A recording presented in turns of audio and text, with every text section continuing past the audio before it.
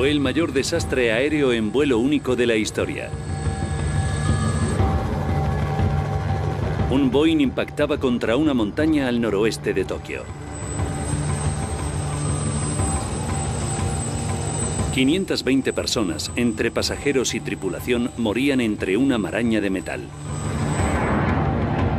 Con más de 600 747 en servicio, los investigadores tenían una gran presión para descubrir la causa del accidente. Si no tenían la respuesta rápido, podía volver a ocurrir.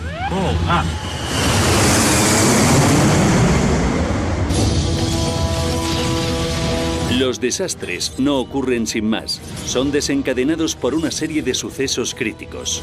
Vamos a revelar las pistas de esos últimos segundos catastróficos. Segundos catastróficos. Terror sobre Tokio. Japón. Aeropuerto de Haneda. Tokio. 12 de agosto de 1985. 6 en punto de la tarde. El vuelo 123 de Japan Airlines se preparaba para despegar. Su destino, la ciudad de Osaka, a 400 kilómetros de distancia. En los controles estaba el primer oficial Yutaka Sasaki. Observándole muy de cerca se encontraba Masami Takahama, uno de los capitanes de formación con más experiencia de la aerolínea.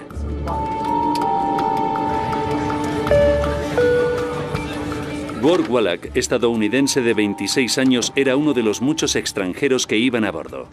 Mi hermano Ward se obsesionó con Japón cuando lo estudió en la universidad. Como estudiante de posgrado en Tokio, Ward se había integrado completamente en la cultura japonesa a pesar de destacar. Ward hacía que sus amigos japoneses parecieran diminutos. Se parecía a Christopher Reeves. Se parecía a Superman.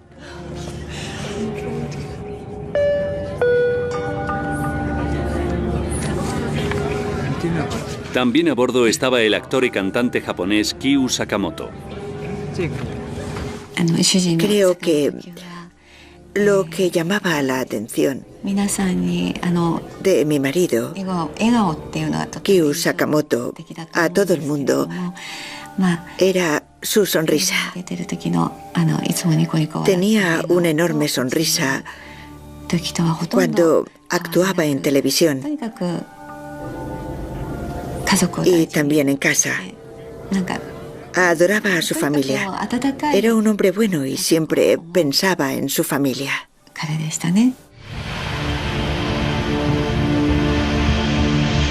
6 y 12 minutos de la tarde. La torre del aeropuerto de Haneda daba autorización al vuelo 123 de Japan Airlines para despegar. Las condiciones climatológicas eran buenas. La tripulación esperaba un vuelo corto y rutinario. El Boeing 747 empezó a ascender hasta una altitud de crucero de 24.000 pies.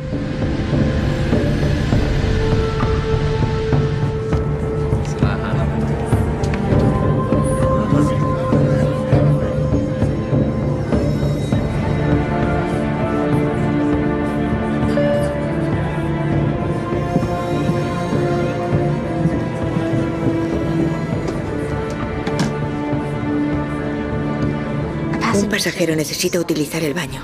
Con cuidado, por favor. Que sea rápido. 6 y 24 minutos de la tarde.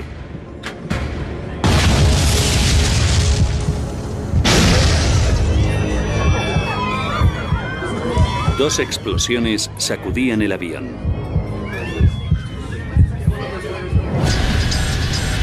Ha explotado algo. Comprueba las marchas. Los controles de vuelo del avión no respondían.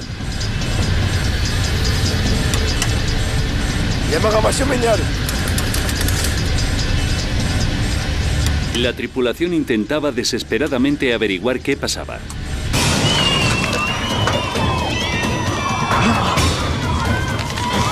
La presión de la cabina de pasajeros descendía.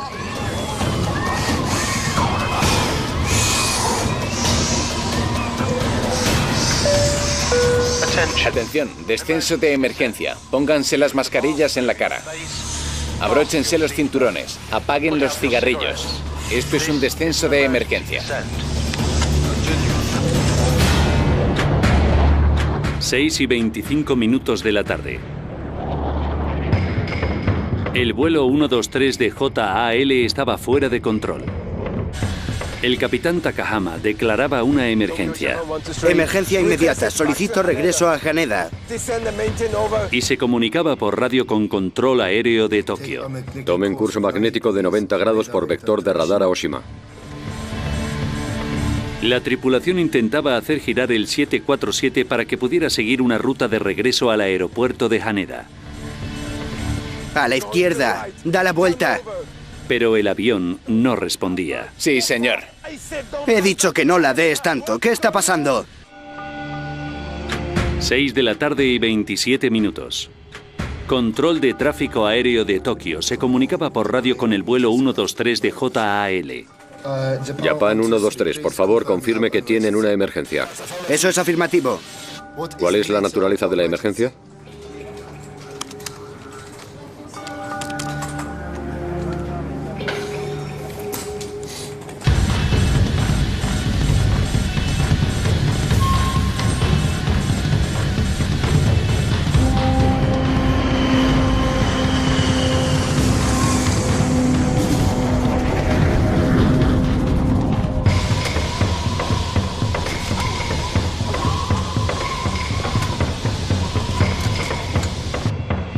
Seis y 28 de la tarde. Vuelo 123 de Japan Air, volando hacia 090, vector de radar hacia Oshima. El avión parecía alejarse del aeropuerto de Haneda de Tokio. Japan Air 123, incontrolable.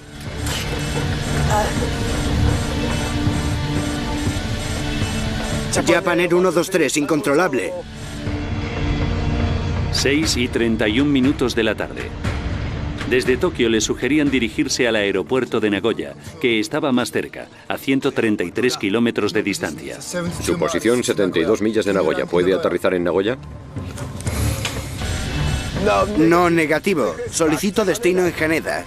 La tripulación prefería la pista de aterrizaje más larga del aeropuerto de Haneda de Tokio.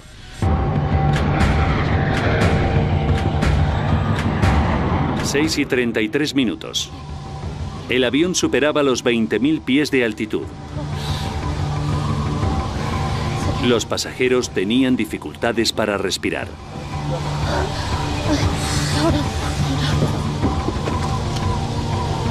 Hay daños en la parte de atrás. No sé qué hacer. La gente no puede respirar. Capitán, las mascarillas de oxígeno no funcionan. Será mejor que descendamos. Los pilotos intentaban hacer descender el avión para aumentar los niveles de oxígeno de la cabina. Picado, picado. Sí, señor. Picado, usa las dos manos. 6:38 de la tarde. ¿Y si reducimos velocidad? Para crear resistencia y reducir la velocidad del 747, la tripulación redujo su velocidad de descenso, pero un descenso controlado era imposible.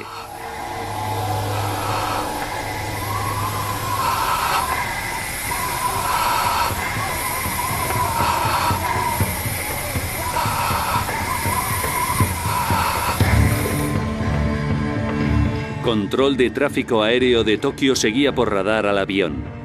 En los siguientes 3 minutos, la aeronave hacía un giro de 360 grados sin dejar de perder altitud.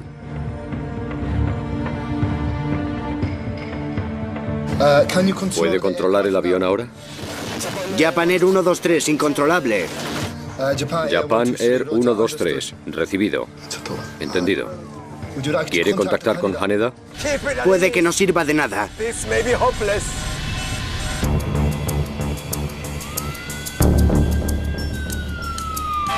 En Yokota, una base militar estadounidense cercana, los equipos de rescate se preparaban. Japan Air 123, Japan Air 123. Yokota preparado. Si me escucha, transponedor 5423. ¿Está reducida la marcha? Estamos bajando. 6:47 de la tarde. El avión había descendido a 7000 pies.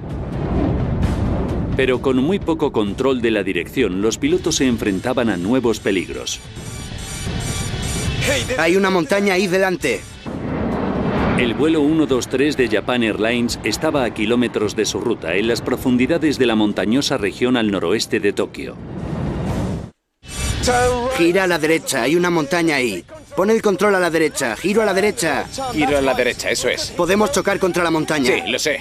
La tripulación luchaba por elevar el avión y sacarlo de la zona de peligro. Gira a la izquierda. Sí, lo sé. Gira a la izquierda, más potencia, gira a la izquierda ya.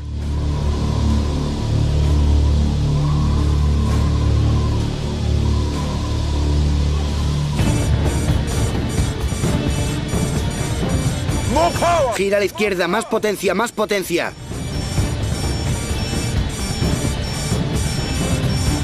Máxima potencia. 6:53 de la tarde.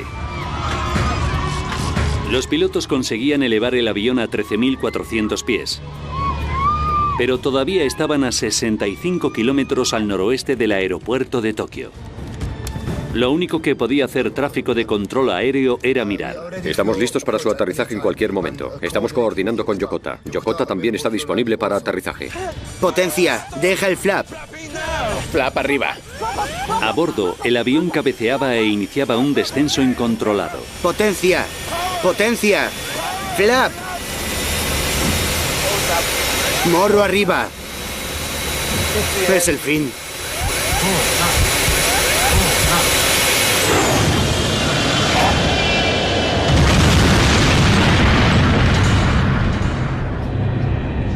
Japan Airline 123, ¿me recibe? Japan Airline 123, ¿me recibe?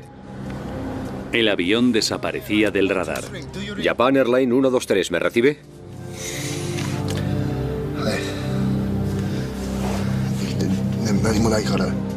Los restos de un jumbo han quedado esparcidos por las montañas. Un 747 especialmente configurado con más de 500 personas a bordo, ya que es uno de los periodos vacacionales más populares de Japón. Y parece que no hay supervivientes. Supe por las noticias que un avión había desaparecido del radar.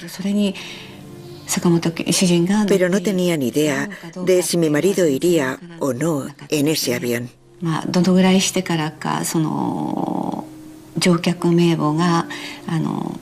No recuerdo cuando dieron la lista de pasajeros, cuando la comunicaron por televisión. Pero cuando lo oí, supe de inmediato que iba en ese vuelo. Y no sé cómo podría describirlo.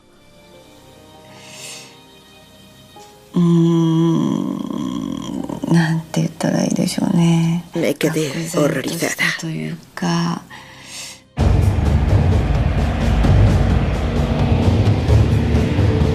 A los 18 minutos de desaparecer el avión, un C-130 de las Fuerzas Aéreas estadounidenses localizaba los restos en la cumbre del monte Osutaka, a 100 kilómetros al noroeste de Tokio.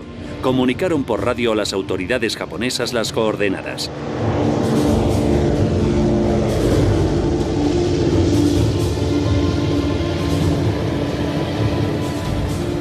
Los Estados Unidos ofrecieron asistencia militar, pero los japoneses decidían hacer las tareas de rescate solos. Al mando estaban las Fuerzas de Autodefensa de Japón. Yoshihisa Masuda estaba destinado en una base militar de la prefectura de Chiba, cerca de donde había impactado el avión.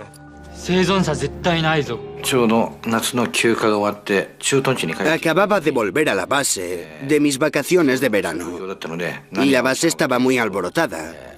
Le pregunté a un compañero que qué pasaba y me dijo que no sabía dónde estaba el vuelo de JAL.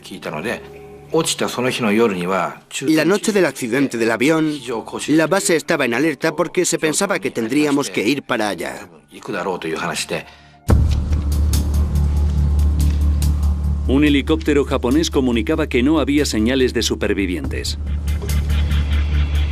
El terreno montañoso y la falta de equipo para las operaciones nocturnas retrasaron cualquier esfuerzo de rescate japonés inmediato. No llegaron al lugar del accidente hasta 14 horas después. Milagrosamente fueron encontrados 4 supervivientes, a pesar de haber pasado la noche entera en la ladera de la montaña.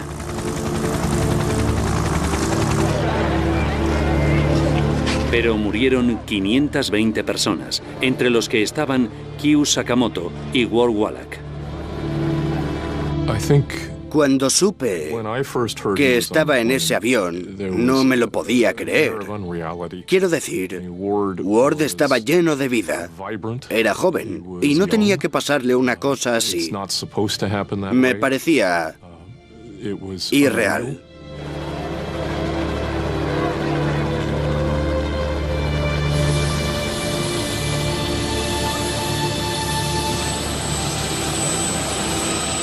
Poco después del accidente, los supervivientes recordaban oír durante la noche los gritos de los pasajeros entre los restos antes de morir. Los médicos que se trasladaron al lugar de los hechos confirmaron que algunas de las lesiones no hubieran sido fatales de haber recibido ayuda antes. Por supuesto, supimos después que las operaciones de rescate no se iniciaron de inmediato ese día.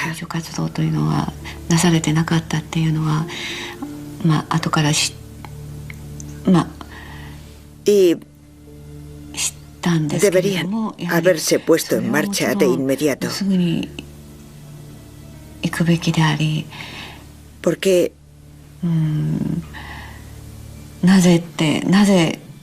¿por qué tardaron tanto?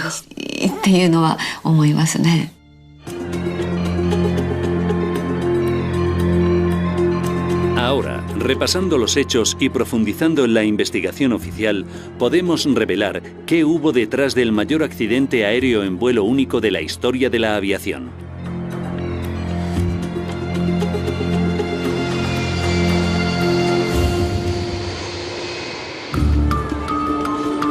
La Comisión Investigadora de Accidentes Aéreos de Japón fue la responsable de investigar el accidente. Tal y como determina la legislación japonesa, la policía tuvo que realizar una investigación criminal paralela. En los Estados Unidos, el fabricante del 747, Boeing, era alertado del desastre en Japón. John Purvis era miembro del equipo de investigación de seguridad aérea de Boeing en 1985. Cuando supimos lo que había pasado y nos dimos cuenta de que era un 747, nos preocupó, como a todo el mundo, que este accidente pudiera acabar con la reputación de la aeronave, porque en esa época era el avión comercial más grande. Con las vidas de millones de pasajeros en juego, la Junta Nacional de Seguridad del Transporte de los Estados Unidos, o NTSB, quería saber por qué había fallado este avión construido en América.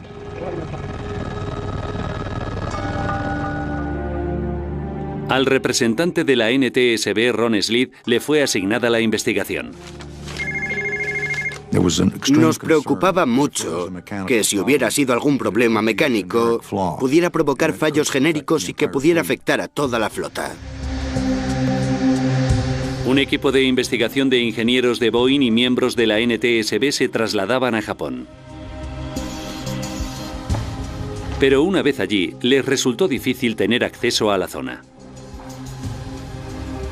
Cuando llegué a Tokio y conocí a los japoneses en el hotel, estaba claro que íbamos a tener problemas para tener acceso a la información y, en su momento, al lugar del accidente. Como fabricante del avión, Boeing tenía la obligación internacional de investigar el accidente para asegurarse de que el resto de 747 eran seguros.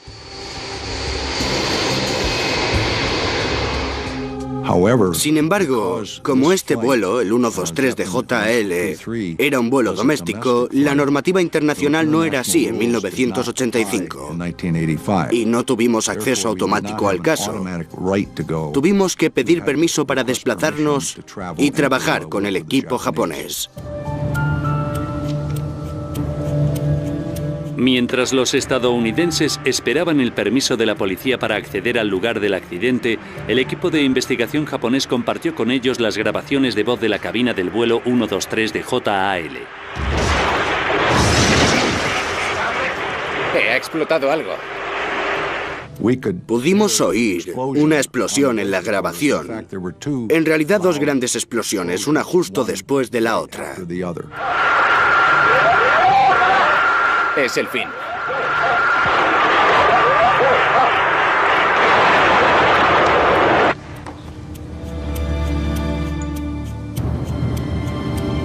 Los supervivientes confirmaban que había habido una explosión en la parte trasera del avión, lo que hizo llegar a los investigadores a una escalofriante conclusión.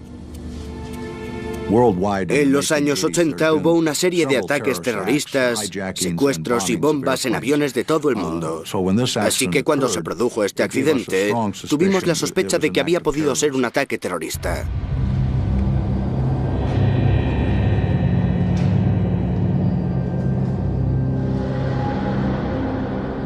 Teníamos muchas sospechas de que podía haber sido una bomba. Aparecían más pruebas que indicaban que podía haberse producido una detonación de bomba en la bahía de Sagami, a 153 kilómetros al sur del lugar del accidente. Unos marineros japoneses descubrían un enorme trozo del avión. Una de las primeras cosas que nos enseñaron fue la aleta vertical o la cola de avión, que había caído al mar al sur de Tokio, justo en la trayectoria del avión.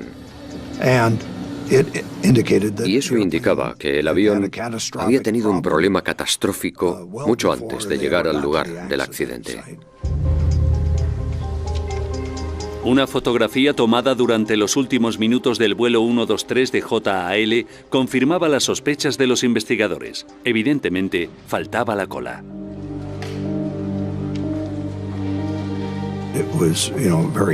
Estaba claro que había ocurrido algo muy extraño.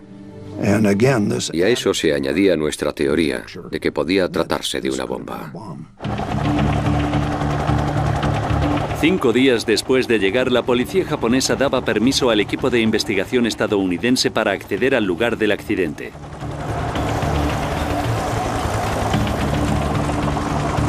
Gracias a unos helipuertos improvisados, los helicópteros podían aterrizar en el remoto monte Osutaka, al norte del monte Fuji. La zona era un caos. Había helicópteros yendo y viniendo continuamente.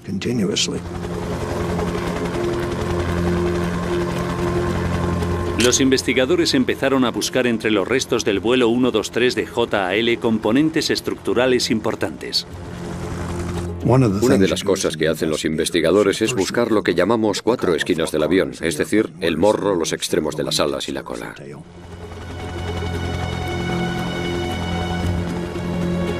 A unos metros por debajo de la cresta encontraban restos del mamparo de presión trasero.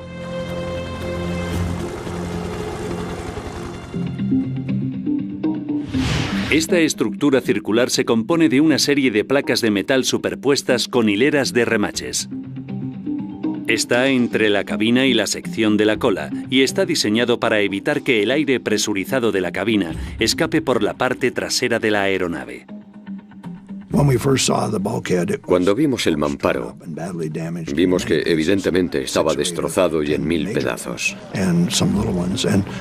6 u 8 o 10 trozos grandes y el resto más pequeños. Y los trozos eran triangulares. Iban como del centro del mamparo hacia el extremo, como un trozo de paraguas. Los investigadores analizaron el mamparo de presión en busca de daños producidos por una explosión. Una bomba deja pruebas muy distintivas en el metal cuando explota. Tiene mucha energía, mucha más energía que la que puede generar una colisión aérea. Pero la mayor parte del mamparo de presión mostraba daños consistentes con un impacto de alta velocidad. Una de las características generales que presenta el metal cuando se rasga es lo que se conoce como fractura con forma de dientes de sierra, porque se destroza. Y vimos eso en el mamparo de presión del avión y en la mayor parte de los restos del mamparo. Estaba claro que no había sido provocado por una bomba. Posteriormente, descubrían daños insólitos. Había una pieza del mamparo con unas características muy curiosas y diferentes a las de los demás trozos del mamparo. En una zona, dos piezas se habían separado en línea recta, al contrario que el resto del mamparo, que se había hecho pedazos por el impacto.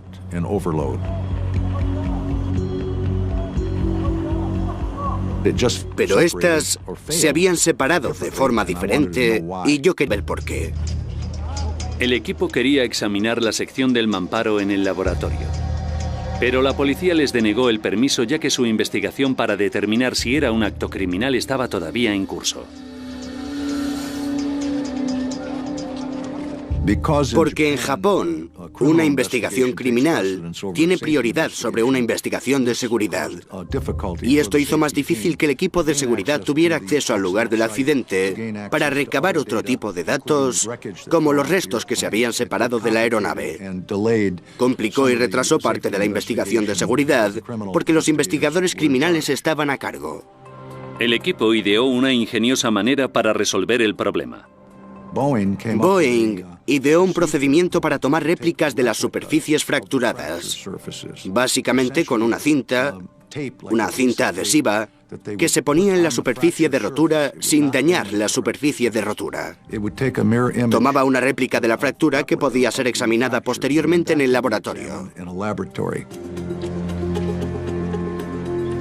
Los investigadores examinaron las muestras de cinta adhesiva y los bocetos del mamparo de presión que presentaban daños poco comunes. Parecía que una de las placas se había fracturado por la línea de ribetes que la unía a la siguiente placa.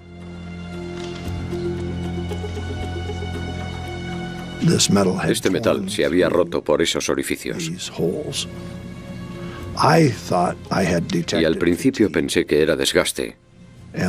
Pero lo que teníamos en el mamparo fue nuestro momento eureka. Fue la clave.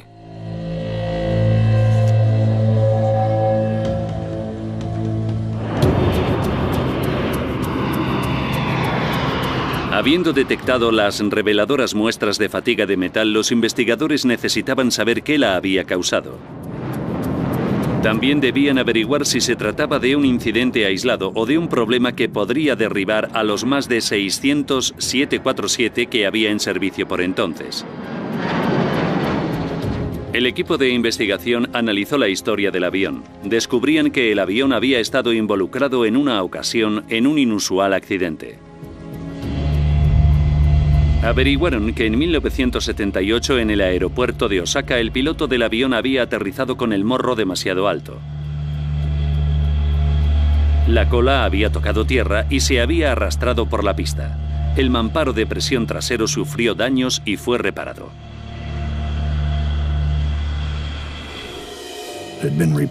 Había sido reparado 7 años antes y se convirtió en una parte muy crítica para la investigación. Muy interesante para nosotros. Descubrir que el avión había tenido una reparación fue un gran punto de inflexión en la investigación. Las oficinas centrales de Boeing en Seattle enviaban por fax el informe de reparación al equipo de investigación en Japón. Cuando el avión sufrió daños y el equipo de mantenimiento comprobó el avión, estaba claro que debían sustituir el mamparo. Pero decidieron sustituir solo la mitad inferior por los problemas que supondría el envío de todo el mamparo. Los ingenieros de Boeing diseñaron la reparación, hicieron un boceto y pusieron las instrucciones a seguir por escrito para volver a encajar el mamparo de presión. En 1978 los ingenieros de Boeing fijaban la nueva mitad inferior del mamparo a la existente mitad superior. Aseguraron las dos mitades con un ensamble de placa y 3 hileras de remaches.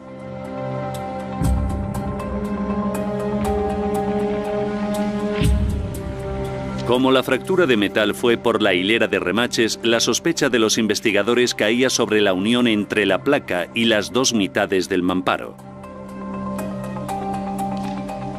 El equipo calculó qué ocurriría si en la reparación se usaron menos remaches de los necesarios. Una de las posibilidades que consideramos durante nuestras discusiones fue: ¿y si la reparación del mamparo fue defectuosa? Uno de los miembros del equipo hizo un cálculo matemático que determinaba que el mamparo permitiría efectuar alrededor de 11.000 despegues.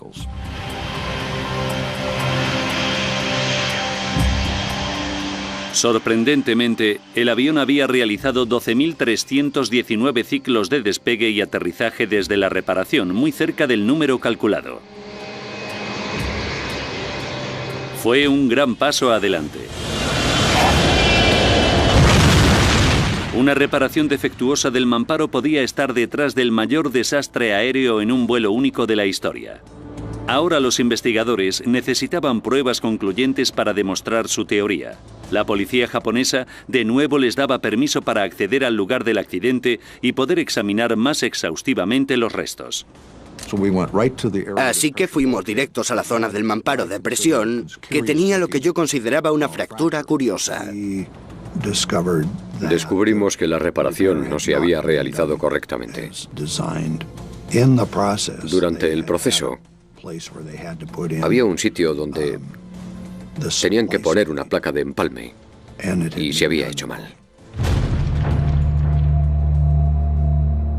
Los investigadores descubrieron que la placa de empalme de los restos tenía un tamaño incorrecto. Parecía que para hacerla encajar, los ingenieros no habían seguido las instrucciones de reparación. La placa de empalme había sido cortada en dos. La parte más angosta había sido fijada con una única hilera de remaches. La parte más ancha de la placa con una hilera doble. Eso hacía que esa sección de la placa tuviera solo un 70% del total de resistencia que hubiera tenido de otra manera.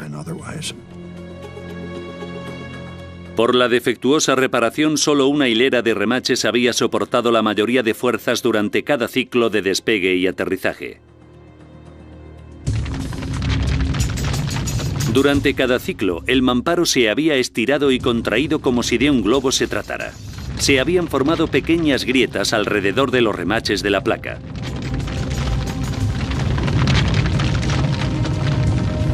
A los 12.000 despegues después de la reparación, la placa de empalme se hizo añicos. La alta presión del aire de la cabina se disparó por los orificios, rompiendo el mamparo y haciéndolo explotar. Este fallo fue lo que se oyó como primera explosión, cuando el aire de alta presión de la cabina de pasajeros reventó el mamparo. Los investigadores querían saber ahora la razón de la segunda explosión. Tras el descubrimiento de los restos en la bahía de Sagami, sabían que el vuelo 123 de JAL perdió su aleta de cola a los 12 minutos de despegar.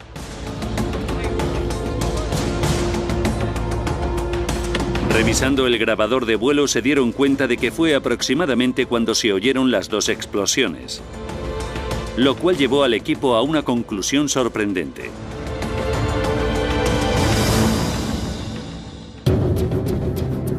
Cuando el aire a alta presión atravesó el defectuoso mamparo y llegó a la sección de la cola,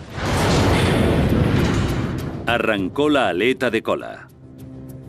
Durante el diseño del 747, no anticipamos que la aleta de cola se podía arrancar, ni que un mamparo de presión podía reventar. No fue algo que pensáramos que podía pasar.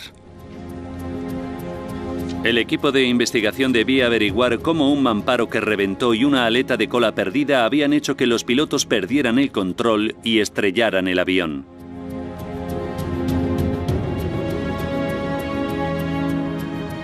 Control de tráfico aéreo había localizado el vuelo 123 de JAL serpenteando en la cadena montañosa de Kanto y alejándose del aeropuerto de Haneda en Tokio, y registró al avión perdiendo y ganando altitud repetidamente.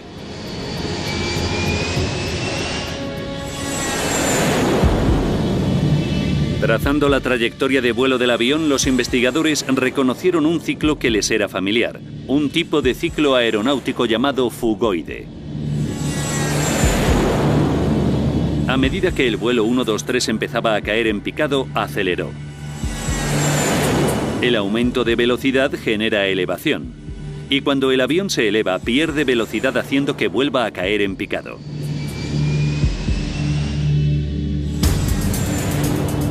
Los investigadores sabían que este ciclo fugoide era indicativo de una aeronave con controles inhabilitados.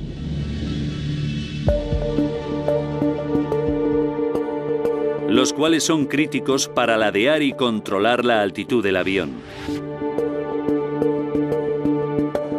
El timón fijado a la aleta de cola controla el viraje, el ángulo en el que el avión avanza por el aire.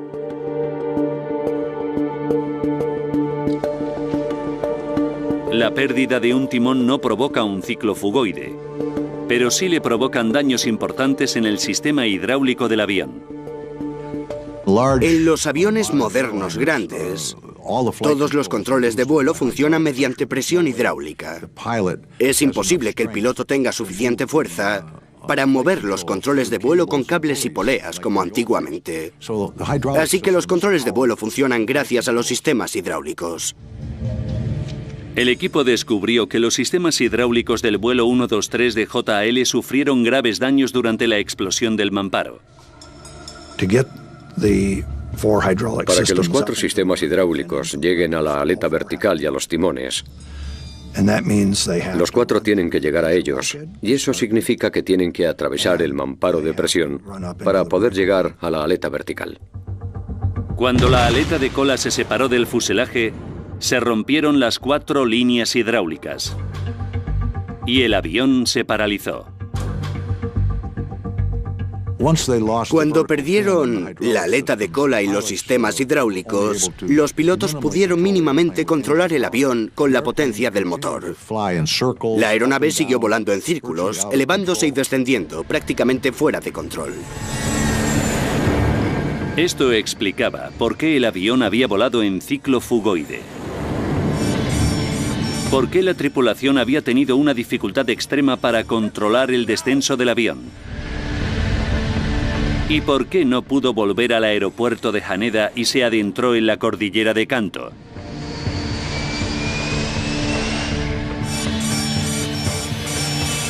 La única opción de la tripulación fue acelerar para intentar maniobrar el avión haciendo funcionar cada motor por separado. A merced de un avión siniestrado no había nada que los pilotos pudieran hacer. Una colisión era inevitable.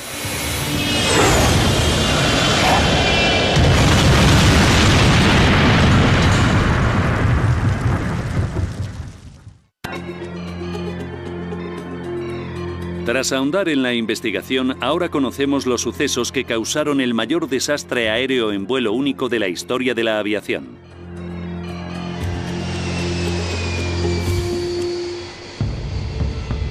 2 de junio de 1978, 7 años antes del desastre. Un mamparo de presión de un Boeing 747 de JAL era incorrectamente reparado tras verse involucrado en un accidente que le dejaría críticamente debilitado. 6 y 12 minutos de la tarde, 12 de agosto de 1985, 44 minutos para el desastre. El mismo avión de JAL despegaba del aeropuerto de Haneda en Tokio.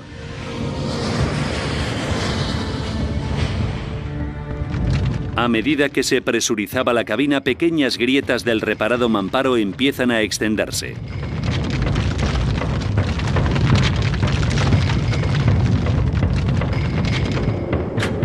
...32 minutos para el desastre. El mamparo explotaba.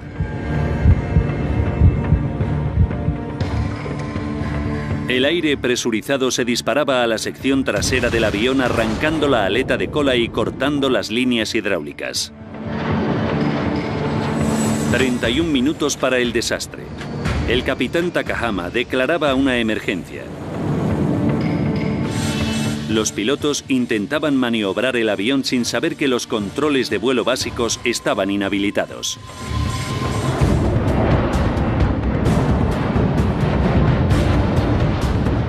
El avión ascendía y descendía. Los pilotos intentaron controlarlo solo con el empuje del motor. 8 minutos para el desastre. Gira a la derecha. Los pilotos hacían descender el avión a 7000 pies. Pero se encontraban ya en el corazón de la cordillera de Kanto. 6:56 minutos de la mañana. Segundos para el desastre.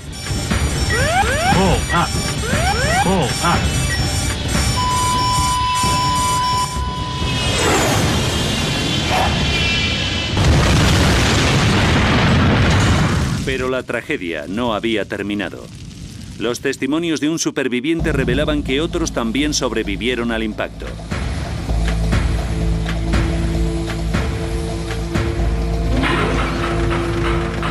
...24 minutos después del desastre, un C-130 de las Fuerzas Aéreas estadounidenses encontraba el lugar de la colisión e informaba de su ubicación a las autoridades japonesas.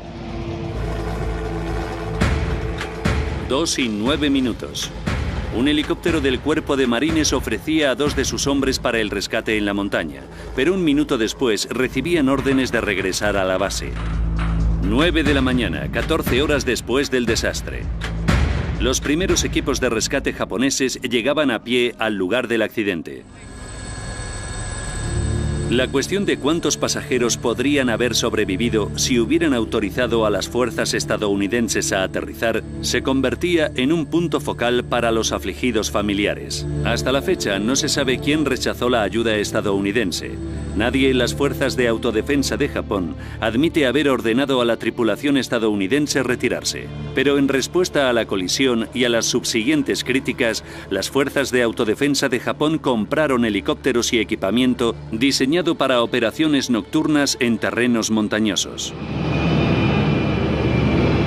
El desastre también tuvo profundas consecuencias para la industria aeronáutica japonesa. El presidente de Japan Airlines, Yasumoto Tagaki, dimitió al poco tiempo. Y un encargado de mantenimiento de la aerolínea se suicidaba. Se pagó un precio muy alto y debemos aprender de ello. Una de las cosas que aprendí de la investigación de este accidente es que el accidente se pudo evitar. Si los ingenieros que repararon el avión 7 años antes del accidente hubieran hecho un trabajo más exhaustivo y correcto, el accidente no se hubiera producido.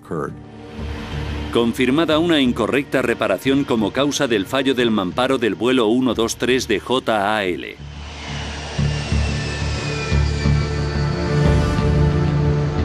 La compañía cambió sus procedimientos para que las reparaciones importantes fueran inspeccionadas antes de implementarse y fueran revisadas por una segunda persona. Actualmente se hacen revisiones regulares para detectar cualquier signo de fatiga de metales. Para reducir la vulnerabilidad de los sistemas hidráulicos del 747, se ha añadido una válvula a la línea que controla 2 de los elevadores del avión y el timón inferior. Si esta línea falla, el control del avión sigue siendo posible. Creo que este accidente enseñó a la industria de la aviación muchas cosas. Cosas sobre el diseño del avión y su mantenimiento. Fue muy importante para mejorar la seguridad de la aviación de todo el mundo. Japan Airlines no admitió ser responsable del accidente, pero ofreció compensaciones. El 90% de los familiares de las víctimas llegaron a un acuerdo con la aerolínea para evitar ir a juicio. Pero ni las compensaciones ni las mejores medidas de seguridad sirvieron de consuelo a los afligidos familiares. Creo que había un sentimiento entre todas las víctimas, pero sobre todo en mi familia, de que se había hecho algo mal, que se había podido evitar, que no tenía que haber pasado.